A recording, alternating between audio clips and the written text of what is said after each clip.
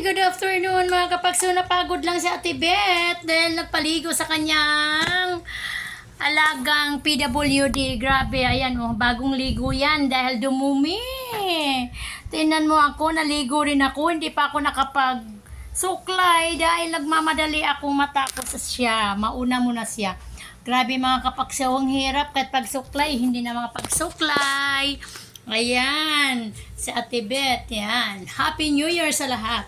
Ay mga kapagsew, hindi na ako nakapagsuklay. Wala rin akong suklay dito. Hindi ko alam kung hanapin ko pa. Ayun, namaypay pa yung aking kapatid. Diyos ko. Ayan, bagong ligo yan, no. Kaway-kaway dyan. Bagong ligo yan. Grabe. Tinan mo yung higaan niya, tinanggalan ko ng sapin dahil na puro ihi. Sobrang daming ihi. Nangangamoy na. Ayan. Kaya mga kapagso, sobrang pagod ko ngayong araw na to dahil naglaba ako doon sa taas. Ngayon naman maglalaba pa ako muli. Kaya ayan, punta muna ako doon sa taas. Iiwan ko muna siya diyan sa kanyang higaan. Iiwan ko muna yan.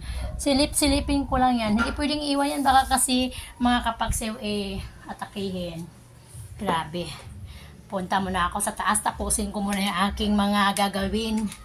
Grabe, nagkalat din yung mga gagawin ko sa taas, mga kapagsew. Madilim ang aking taas. Yan.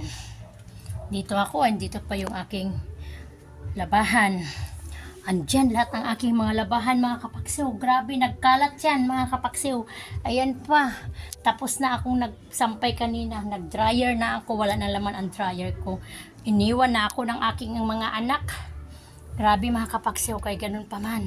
Nakapagtupi na rin yung aking anak, mga kapagsew. Ayan, tinupi nila. Hindi malaman kung anong klaseng tupi yan, mga kapagsew. Halo-halo. At saka hindi ayos pagkatupi, mga kapagsew. Basta lang matupi. Grabe. Basta lang matupi, mga kapagsew. Tingnan nyo. Napagod talaga si Ate Beth. Grabing pagod. Magpa-electric fan muna tayo, mga kapagsew. Baka sakali matanggal yung ating pagod. Oh my God! Ayan, si Ate Beth. Pahinga muna. Nakapag-lipstick pa. Grabe kasi. Iwas lang ako stress. Kaya ako nagpaganda. Kahit walang suklay. Hi mga kapagsew! Good afternoon sa inyong lahat. Dito na naman tayo sa aking banyo. Sa may banyo ako ngayon dahil ang dami kong labahan. Tingnan nyo mga kapagsew. Nagsampay na nga ako. Nagkalat ang lahat kong mga gagawin. Grabe, mga kapagsew. Ganun lang talaga ang buhay, mga kapagsew. Ito lang yung aking kasama, mga kapagsew, pag ako'y napapagod.